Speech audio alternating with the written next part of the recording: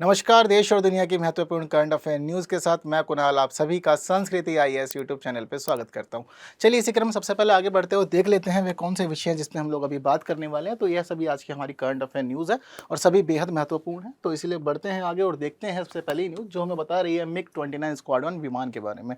तो न्यूज़ चर्चाओं में क्यों आई है, क्योंकि भाई भारतीय वायुसेना ने श्रीनगर में अब मिग-29 स्क्वाड्रन विमान को तैनात कर दिया है। इसका मुख्य उद्देश्य यहाँ तैनाती का है कि पाकिस्तान और चीन दोनों को ही काउंटर करने में मदद होगी यदि कोई भी विपरीत परिस्थिति तैयार होती है तो इसी वजह से अब जरूरी हो गया कि इससे संबंधित कुछ पक्षों को हम लोग जान लें और अपने ज्ञान अर्जन का कार्य करें। तो ठीक है, सबसे पहले आगे बढ़ते हैं और देखते हैं इससे संबंधित प्रमुख बिंदु जिसमें बताया गया है कि भाई यह जो मिग-29 है इसको ट्राइडेंटेंट स्क्वाड्रन के रूप में भी जाना जाता है। हालांकि इसको भारत में कहते हैं हम लोग उत्तर का रक्षक, यानी कि यह मुख्य रूप से हम लोग की उत्तरी सीमा की सुरक्षा करता है। इससे पहले जो यह विमान है इसका प्रयोग हम लोग पाकिस्तान के विरुद्ध ही किया करते थे, लेकिन अब क्या हो गया है कि अब यहाँ पे एक नया मोड शामिल कर लिया है और अब पाकिस्तान के साथ साथ चाइना के लिए भी हम लोग इसका प्रयोग कर रहे हैं। तो इससे संबंधित फीचर्स को जान लेना भी जरूरी है कि भाई क्या इसकी आवश्यकता है और क्या इसमें खास बातें हैं जिस वजह से इसको यहाँ पर अब इस समय स्थापित किया गया। दूसरी महत्वपूर्ण बात यह भी है यहाँ पर कि इसको रिप्लेस किया गया है। पहले इस जगह पर मिग-21 विमान तैनात थे, लेकिन अब उसको रिप्लेस करते हुए उसकी जगह ले ली है मिग-29 ने। तो इसके पहले जरूरी है कि हम समझें कि क्या क्या आवश्यकता थी जिस वजह से इसको रिप्लेस किया गया। तो कह रहे हैं कि श्रीनगर की अवस्थिति, बता रहे हैं कि कश्मीर की जो घाटी है उस घाटी में जो मैदानी क्षेत्रों से अलग एक ऊंचा स्थान है वह श्रीनगर है, और श्रीनगर में रहते हुए आसान हो जाता है कि यहाँ से आप इजीली टेक ऑफ कर सकें, और साथ साथ अगर आपको चाइना जाना पड़े या पाकिस्तान की ओर तो आप बहुत इजीली वहाँ से वायु मार्गों का प्रयोग करने में सक्षम हो जाएंगे। दूसरी बात बता रहे हैं कि भाई ऊंची मैदानी क्षेत्रों से अधिक, ठीक है, तो जितने ही मैदानी क्षेत्र हैं वहाँ से ऊपर है, आपको बता ही दिया है मैंने श्रीनगर की स्थिति के बारे में। साथ साथ हमें पता लग रहा है कि यह जो विमान है यह अधिक भार वहन कर सकता है, यानी कि इससे पहले जो मिग-21 विमान यहाँ पर तैनात किया गया था उसके बारे में बताते हैं कि वह बहुत अधिक भार वहन करने में सक्षम नहीं था। लेकिन आप लोग सोच रहे होंगे कि फाइटर जेट है तो भार क्यों वहन करेगा, क्योंकि भाई ऐसी स्थिति में जो हमारे फाइटर जेट्स होते हैं इनमें मिसाइल्स को इंपोर्ट किया जाता है ऑलरेडी। अब मिसाइल जो उसमें जोड़ी गई हैं, अब उन मिसाइलों के लिए ज़रूरी है कि अगर उनका वजन बढ़ेगा तो विमान में क्षमता होनी चाहिए अधिक से अधिक भार वहन करने की, जो मिग-21 में नहीं था लेकिन मिग-29 में है। साथ साथ कम समय में तैयार। तो भाई ये विमान ऐसे इनको बहुत ही ईजिली और बहुत ही जल्दी कभी भी किसी परिस्थिति में प्रयोग किया जा सकता है, तो इसीलिए इनको यहाँ पर अब तैनात किया गया है।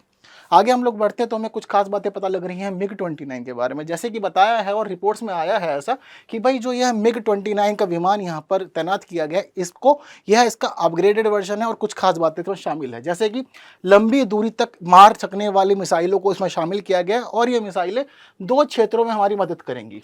ठीक है, तो कौन कौन से दो क्षेत्रों में मदद करेंगे हमारी? पहला क्षेत्र जो हम लोग का रहेगा वह रहेगा हवा से हवा, यानी कि अगर कोई दूसरा विमान जो हवा में ऑलरेडी हमसे लड़ रहा है तो ऐसी स्थिति में ये विमान सक्षम है कि मिसाइल के द्वारा उस पूरे के पूरे विमान को ध्वस्त कर दें। वहीं दूसरी महत्वपूर्ण बात यहाँ पर यह है कि हवा से जमीन पर भी यह मारने में सक्षम है, तो दोनों ही इसकी विशेषता इसको अनोखा बना देती हैं और यह लंबी दूरी तक इस क्षेत्र में कार्य करने में सक्षम है। तो साथ साथ यहाँ पर यह भी बता रहे हैं कि दुश्मन के विमान को यह हवा में ही जाम कर सकता है, यानी कि इसके अंदर ऐसी ऐसी मिसाइल हैं कि बहुत ईजिली अपना टारगेट लॉन्च करेगा और बिल्कुल सब तुरंत बूम बूम वहाँ पर हो जाएगा। नाइट विजन के बारे में बता रहे हैं कि अगर नाइट विजन चश्मा आप लोग यूज़ करते हैं इस विमान के अंदर तो बहुत इजीली 24/7 अगर ज़रूरत पड़ती है, कभी युद्ध होता है या आपातकालीन स्थिति बनती है, तो यह ऐसा विमान है जो बहुत ही अच्छे से सभी मानकों पर खरा उतरेगा और भारत को अवश्य ही विजय दिलाएगा।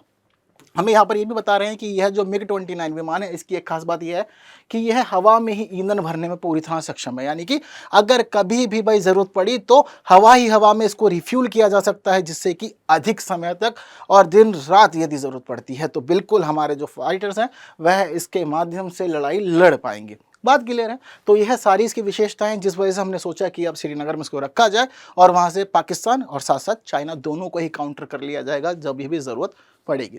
तो इसी वजह से यह न्यूज़ चर्चाओं में आई थी। बट अब इससे संबंधित सही बातों को आप लोगों ने जान लिया है, तो मैं यह भी चाहूँगा कि आप लोग क्वेश्चन का जवाब कमेंट बॉक्स में मुझे दे दें। जल्दी से वीडियो पॉज कीजिए, और बहुत अच्छा सवाल है, ईजी है। यदि आप इसका भी जवाब नहीं दे पाए तो फिर समझ जाइएगा कि बहुत मेहनत करने की ज़रूरत है। तो ठीक है, बढ़ते हैं हमारी दूसरी न्यूज़ की तरफ जो हमें बता रही है पोरपन्नीकोट्टी के बारे में। अब आप सोचेंगे कैसा नाम लिया हैं सर और क्या ही बढ़वा रहे हैं हमसे यहाँ पे। तो देखिए, तमिलनाडु में एक जगह है पोरपन्नीकोट्टी, ठीक है, यह कहाँ पर है तो बताते हैं कि यह जो जगह है तमिलनाडु के पुडुकोट्टई जिले में है।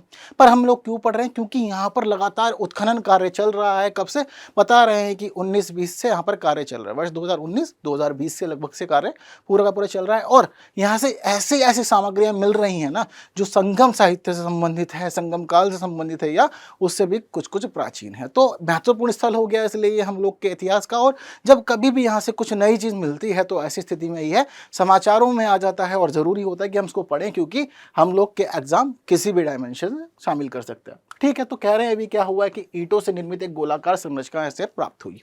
तो इससे संबंधित बातों को अपने यहाँ पर जान लेना है। कह रहे हैं कि जो ईंटों से बनी हुई संरचना है यह 3 स्तरीय है। यानी कि 3 स्तरीय का मतलब क्या है कि पहले बनी, फिर उसके बाद बताते हैं कि ध्वस्त हुई बट कुछ अवशेष रह गए, फिर उसके ऊपर एक और, फिर उसके ऊपर एक और बिल्डिंग बना दी गई। तो इस प्रकार की संरचना देखने को मिली है। ऐसा हमें पता लगता है कि भारत के इतिहास में कई संरचनाएं हम लोग को देखने को मिली हैं अलग अलग क्षेत्रों में। यहाँ पर अभी 3 स्तरीय बता रहे हैं कि यह संरचना थी। क्या है कि इससे पहले यहाँ पर एक किला ऑलरेडी मिल चुका है। जिस प्रकार से यहाँ पर उत्खनन कार्य हुआ था तो जो हमारे पुरातात्विक थे उन्होंने माना था कि यहाँ पर पहले एक किला भी हुआ करता था। और यहाँ पे बताते हैं कि जल प्रवाह का, यानी कि हम लोग समझते हैं ना ड्रेनेज सिस्टम जो होता है, तो ड्रेनेज सिस्टम भी यहाँ के लोगों ने बहुत अच्छा बनाया हुआ था। और ये बात हम हजारों साल पहले की कर रहे हैं। ठीक है, जनरली ऐसा माना जाता है कि 20वीं शताब्दी शुरू होने से कुछ पहले और कुछ बाद के साक्ष्य यहाँ पे हमें हम लोग को मिल रहे हैं। ठीक है, तो आगे बढ़ते हैं तो पता लग रहा है कि भाई यह जो पुडुकोट्टई जगह है यहाँ से बहुत सारी चीज़ें अलग अलग समय पे मिली है और कुछ खास विशेषताएं अब इस क्षेत्र की बन गई। जैसे कि बताते हैं कि यह एक संगम कालीन स्थल है। तो हम लोग को पता लगता है कि संगम काल दक्षिण भारत का महत्वपूर्ण काल था और महत्वपूर्ण विकास इस समय देखा गया था। कह रहे हैं कि भाई इससे पहले भी यहाँ पर अध्ययन हुए। किसने किए थे? शुरुआत की थी तमिलनाडु ओपन यूनिवर्सिटी ने। सबसे पहला काम इसी ने किया था और उसके द्वारा जब काम हुआ तो कुछ सोर्सेज मिले, जिसके बाद फिर हम लोग की मिनिस्ट्री ने यहाँ पर इंटरफेयर किया और बाद में भारतीय पुरातात्विक सर्वेक्षण जो है उसको जिम्मेदारी दी गई कि भाई अब आप यहाँ सारा का सारा काम संभालो और अब उत्खनन करो, क्योंकि बहुत ही महत्वपूर्ण स्थल यह बन गया है। ठीक, तो प्राचीन वस्तुएं और प्राचीन किले पहले ही इन लोग को मिल गए थे, बाद में काम आगे बढ़ाया गया। जो यहाँ से प्राचीन किला मिला है बताते हैं कि वह 17.7 एकड़ के क्षेत्र में फैला हुआ है। साथ साथ अगर इसका काल माने तो इतिहासकार मानते हैं कि यह जो किला है यह 13वीं से 14वीं शताब्दी का हो सकता है, क्योंकि हम लोग जनरली कार्बन डेटिंग टेक्नोलॉजी का प्रयोग करते हैं। यहाँ पर यह भी बता रहे हैं कि एक नायक पत्थर मिला है। नायक पत्थर मतलब एक हीरो या उस समय का कोई राजा था उससे संबंधित एक पत्थर मिला है और उस पर एक नाम लिखा हुआ है। यह अपने आप में बहुत फेमस चीज़ यहाँ से मिली हुई है जो चर्चाओं में रही है बहुत ज़्यादा।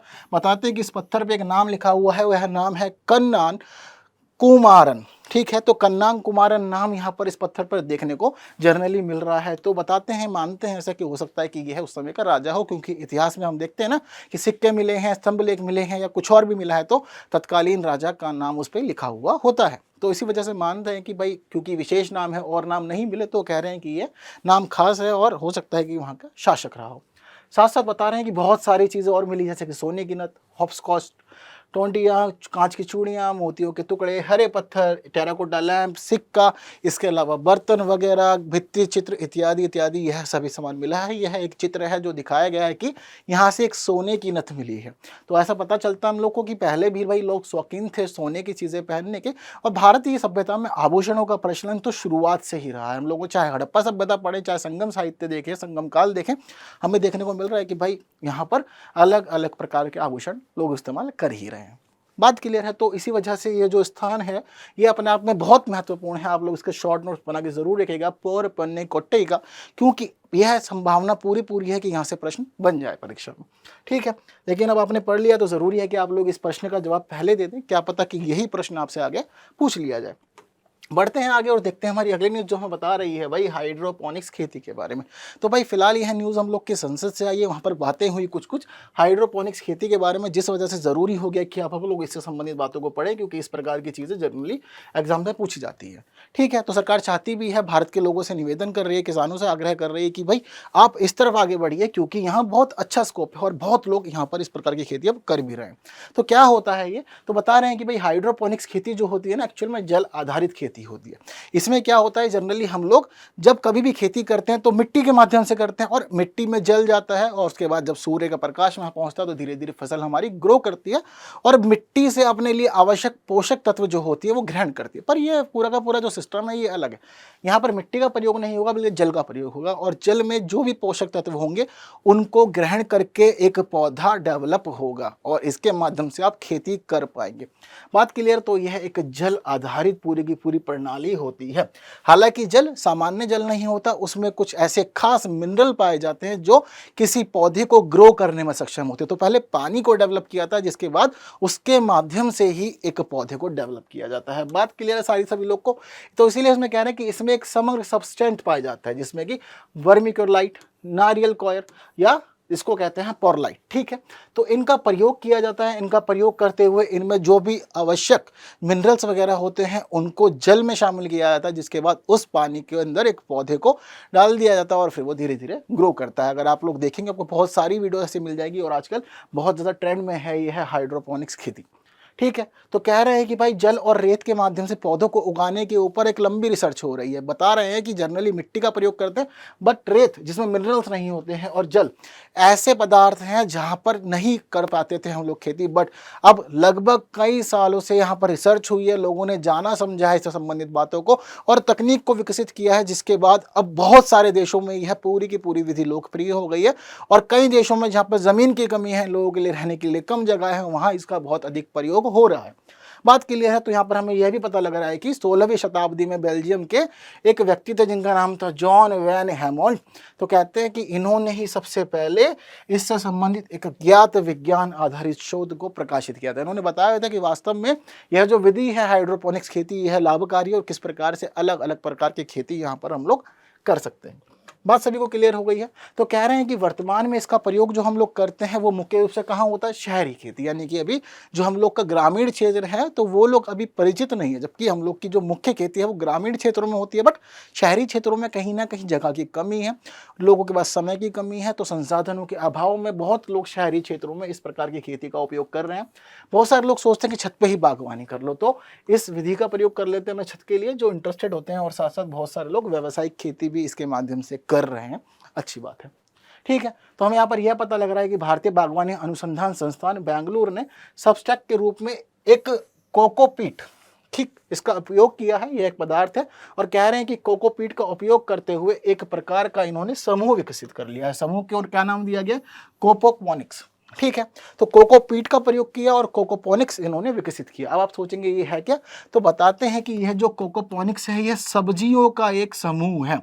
ठीक है, तो सब्जियों का जो यह समूह है पूरी तरह से, इसमें कई सारी सब्जी आगे शामिल है, जैसे कि गोभी शामिल है इसके अंदर, हम लोग बात करें तोरई वगैरह शामिल है इसके अंदर। तो अब बता रहे हैं कि यह जो पूरा का पूरा समूह है कोकोपोनिक्स, इसमें अलग अलग प्रकार की सब्जियां हैं जिनको आसानी से उगाया जा सकता है। किसके माध्यम से? कोकोपीट के माध्यम से। क्यों? क्योंकि ये वे सब्जियां हैं जिनको जो मिनरल्स चाहिए होते हैं वह सभी कोकोपीट में मिल जाते हैं, तो इसीलिए यह अच्छे से उग पा रही हैं और पूरी तरह से हेल्दी है। ऐसा नहीं है कि हेल्दी भी नहीं है, पूरी तरह से हेल्दी है और उपयोग कर सकते हैं खाने पीने में। ठीक है, तो इसी प्रकार हम आगे बढ़ते हैं तो पता लग रहा है लाभ क्या है। देखो भाई, इसके लाभ बहुत ज़्यादा अधिक हैं, तो इसी वजह सरकार भी चाहती है कि लोग आगे बढ़ें। कह रहे हैं कि आपको ज़मीन की आवश्यकता नहीं है, कह रहे हैं मृदा की आवश्यकता नहीं है, मिट्टी की आवश्यकता नहीं है, इसका मतलब ये है कि ज़मीन की आवश्यकता नहीं है आपको एक्चुअल में। तो अगर आपके पास बहुत अधिक ज़मीन नहीं है खेती करने के लिए, तो ऐसी स्थिति में आप किसी न किसी प्रकार से लेवल के रूप में आप इसका प्रयोग कर सकते हैं और आप खेती कर सकते हैं। जल संरक्षण का काम भी होगा, क्योंकि जल के ऊपर आप लोग खेती करेंगे तो जल को संरक्षण मिलेगा और प्रदूषित होने से वह बच जाएगा। सूक्ष्म जलवायु की सुविधा आपको यहाँ पर उपलब्ध हो जाएगी और पूर्वानुमेयता और मौसमी कार्यक्रम होता है। यह पूरी तरह से तीव्र विकास के लिए ज़रूरी है और बहुत अधिक महत्वपूर्ण है। इसमें जो पूरी की पूरी फसलें उगाई जाती हैं बहुत तेज़ी से और बहुत अच्छे रूप में ग्रो होती हैं, पैदावार अच्छी होती है, गुणवत्ता भी अच्छी होती है। इसके माध्यम से आप अपने क्षेत्र का सदुपयोग कर सकते हैं। शायद बहुत अधिक श्रम की आवश्यकता भी इसमें नहीं होती। अगर आप अकेले हैं, 2 लोग हैं, 3 लोग हैं, तो भी बहुत अच्छे से काम सारा कर पाएंगे।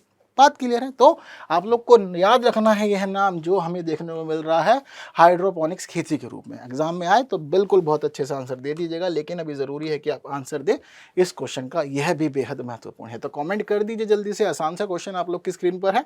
इसी प्रकार आगे बढ़ जाते हैं अगली न्यूज़ की तरफ, जो हमें बता रही है टीवी D1 परीक्षण के बारे में। तो भाई न्यूज़ आई है हमारे मंत्रालय की तरफ से संसद में स्टेटमेंट दिया गया, कहा गया कि भाई यह जो परीक्षण है यह जल्द कर लिया जाएगा, यानी कि टीवी D1 यह पहला परीक्षण है टीवी का। टीवी मतलब एक रॉकेट के बारे में बता रहे हैं, क्या क्या शामिल है उसमें सब बात आप लोग को भी बताई जाएगी। तो कह रहे हैं कि पहला परीक्षण है और हो सकता है जल्द कर लिया जाए, या तो अगस्त के महीने के अंत तक, वरना सितंबर में तो डेफिनेटली यह कर ही लिया जाएगा। तो हमें क्या पता लग रहा है यहाँ पर कि टीवी D1 परीक्षण जो है यह मिशन, इसके अंदर एक रॉकेट शामिल किया गया है, जो रॉकेट एकल चरण तरण प्ररोधक रॉकेट होता है। साथ साथ यहाँ बता रहे हैं कि भाई इसके माध्यम से गगनयान हम लोग का भाई फर्स्ट मैन मिशन है, जिसके माध्यम से कह रहे हैं कि कुछ लोगों को हम लोग अंतरिक्ष में भेजने का काम करेंगे। केवल भेजेंगे ही नहीं बल्कि साथ साथ उनको वापस भी लाएंगे, यह हम लोगों ने भी सोचा हुआ है। तो उसी वजह से पूरे के पूरे टेस्ट यह कर रहे हैं। तो कह रहे हैं कि जब इसको लॉन्च किया जाएगा तो गगनयान के लिए कुछ जरूरी जो हमारे लोग की प्रणालियां हैं उन सभी का परीक्षण किया जाएगा।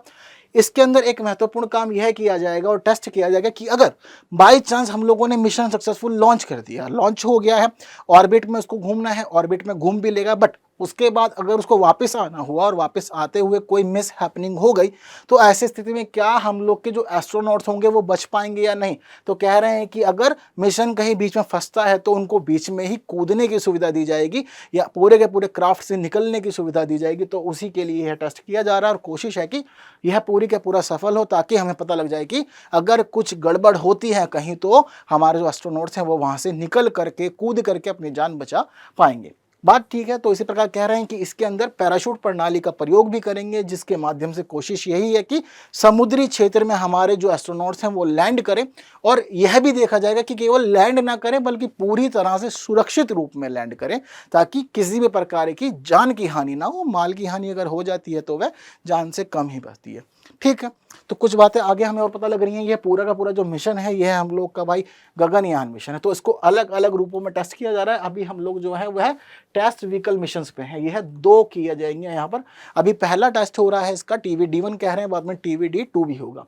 बात क्लियर है। तो उसके बाद जो हमारा पैड अबॉर्ट टेस्ट है वो भी जल्द किया जाएगा। फिर उसके बाद 2 मिशन है जो बहुत अधिक महत्व रखते हैं इन तीनों के बाद। देखो इसके बाद क्या है, पहला मिशन जो है ये एक अनमैन्ड मिशन है। ठीक है, तो इस अनमैन्ड मिशन में क्या है कि अभी एक रोबोट तैयार किया गया है। ठीक है, तो उस रोबोट का जो नाम है, उस रोबोट का नाम है व्योममित्र। ये ह्यूमनॉइड कहलाता है। 1 साल पहले की बातचीत है, इसको तैयार कर लिया गया था। तो पिछले साल पूरी तरह तैयार हो गया था, लेकिन जब अनमैन्ड फ्लाइट लॉन्च की जाएगी तो इसमें यही ह्यूमनॉइड व्योममित्र जाएगा। और व्योममित्र जाएगा ही नहीं, इसकी पूरी कोशिश की जाएगी इसको वापस ला सके। ह्यूमनॉइड एक रोबोट है हम लोग के द्वारा बनाया गया। अगर कुछ गड़बड़ होती है तो हम पहले ही समझ जाएंगे कि कहाँ सुधार करना है, लेकिन अगर यहीं पे इंसानों को भेज दिया तो हम लोग का जो पहला परीक्षण है वह नहीं बातें हमें बता पाएगा। तो इसीलिए ज़रूरी है कि पहले इसके माध्यम से हम सभी बातें जान लें कि मिशन ठीक दिशा में जा रहा है या नहीं। सब कुछ सफल होगा तब हम मैंड मिशन भेजेंगे, इंसानों को भेजेंगे, साथ साथ इसमें ह्यूमनॉइड व्योममित्र दोबारा जाएगा। बात क्लियर है सभी लोग को। तो यह पूरा हम लोग का गगनयान मिशन है। तो कह रहे हैं कि संभावना है कि 2024 में लॉन्च किया जाएगा मैन मिशन, उससे पहले अनमैन्ड मिशन। तो 2024 की संभावना है। हालांकि पहले कह रहे थे कि 2022 में लॉन्च कर दिया जाएगा, बट आप सभी जानते हैं कोविड वगैरह की परेशानी बहुत अधिक रही, जिस वजह से पूरा कार्यक्रम यह डिले हो गया। बट 2024 में पूरी संभावना है कि लॉन्च कर देंगे।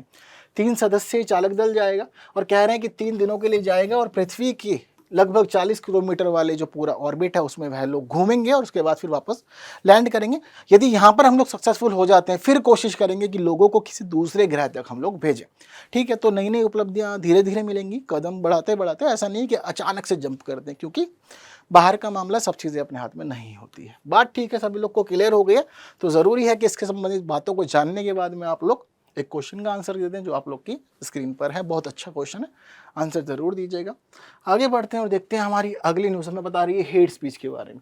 तो भाई फिलहाल भारत सरकार, जो हम लोग की केंद्र सरकार है, मोदी सरकार, उसने 3 नए विधेयक प्रस्तावित किए हैं संसद में।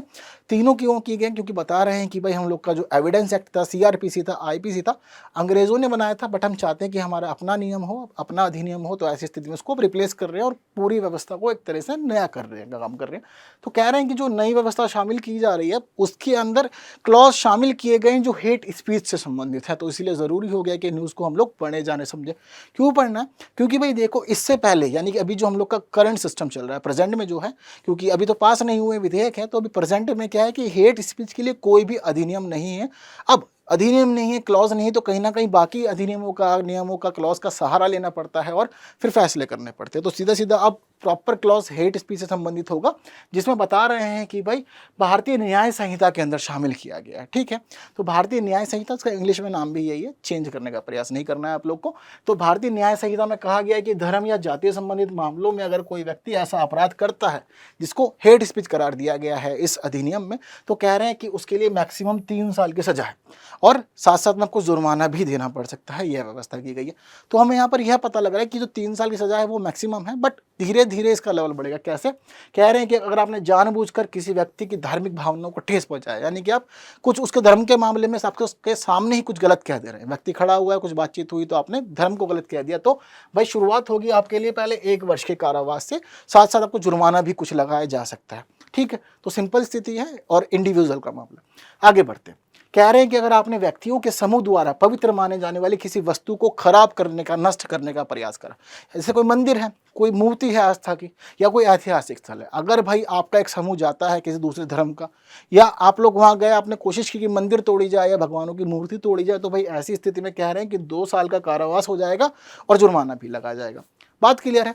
ठीक है, आगे बढ़ते हैं। तो हम लोग को यहाँ पर यह भी पता लग रहा है कि अगर धार्मिक, क्षेत्रीय, जाति या सांप्रदायिक घृणा को बढ़ावा देने के लिए आपने कोई बयान दिया है या झूठी जानकारी फैला रहे हैं, या आपने एक ऐसी रिपोर्ट पब्लिश कर दी है जिसमें गलत बातें शामिल है, तो कह रहे हैं कि अगर आपने ऐसा कुछ काम किया है जो पूरी तरह से, एक तो उसका क्षेत्र व्यापक है और अधिक लोगों से संबंधित है, तो ऐसी स्थिति में आपने जो गलत काम किया, आपको 3 वर्ष की सजा और साथ साथ में भाई आपको अर्थदंड भी लगाया जा सकता है। बात क्लियर? तो इस प्रकार से बढ़ा के 3 साल तक की सजा की व्यवस्था है।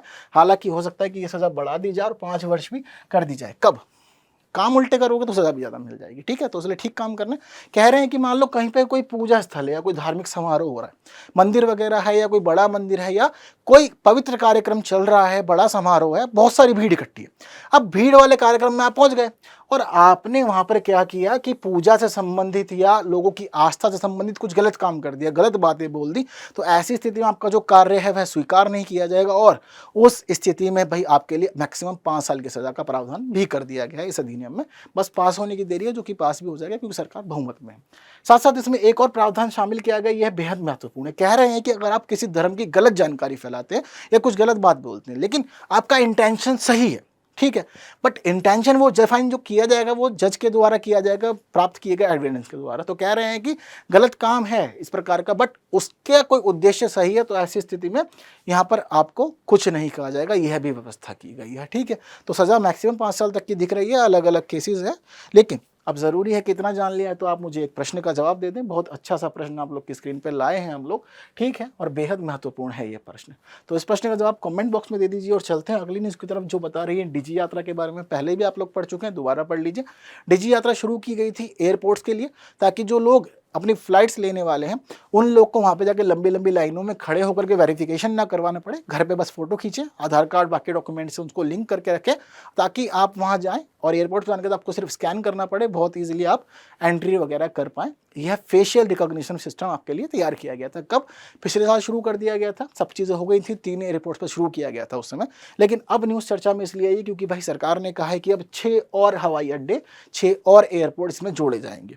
कौन कौन से एयरपोर्ट जोड़ने की बात चल रही है, तो बता रहे हैं कि जो नए एयरपोर्ट जुड़ेंगे उनमें मुंबई हवाई अड्डा, अहमदाबाद, कोच्चि, लखनऊ, जयपुर और गुवाहाटी हवाई अड्डे शामिल हैं। तो अब इन सभी पे भी यह सुविधा हो जाएगी। ठीक है, तो कह रहे हैं कि भाई अभी वर्तमान में ये जो पूरी सुविधा है भारत के 7 हवाई अड्डों पर है।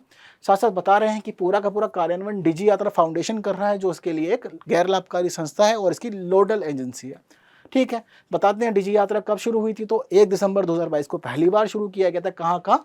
दिल्ली, वाराणसी और बेंगलोर एयरपोर्ट्स पे इसको शुरू किया गया था और धीरे धीरे उसके बाद से लगातार अब बढ़ा रहे हैं, क्योंकि अभी संख्या इसकी 7 हो गई है। ठीक है, तो अब 7 के बाद 6 और एयरपोर्ट जुड़ जाएंगे। टोटल कितना हो जाएगा भाई? अब 13 एयरपोर्ट्स इसमें शामिल हो जाएंगे। आगे बढ़ते हैं तो पता हमें यहाँ पर यह भी लग रहा है कि डिजी यात्रा चेहरे की पहचान प्रौद्योगिकी, यानी कि आपको कहीं पे फेशियल वेरिफिकेशन व्यक्तियों के माध्यम से नहीं करवाना, सारा काम मशीनों के माध्यम से होगा, आपके आधार कार्ड वगैरह बाकी डॉक्यूमेंट से ये लिंक होगा।